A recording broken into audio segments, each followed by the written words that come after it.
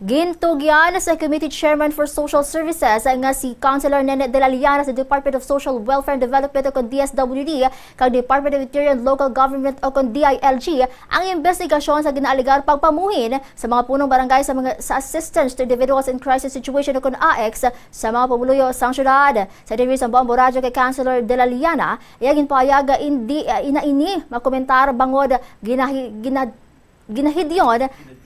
Ginadihon na sang DSWD ang investigasyon nalungod sa amo nga problema sa pagpanagtag sang assistance. Sunod kay de la Liana, kung luyag sa mga pumuluyo nga magreklamo, mahimong mga ini makadiretso sa o kung mag-file sang formal nga complaint sa DSWD. Well, ang ara na guro na sa DSWD kag DLG hindi na ko comment kay niara na sila steps nga ginaobra. So hindi na ko ka intradara kay pras kani ambal nila kung may investigation na hindi na takambal do subjudice na guro. Hulaton ta sini ang report nila and then we can take it from there kung ano ang ambal nila sang DSWD. Nabatian ang pahayag ni Iloilo City Councilor Nene de la Liana.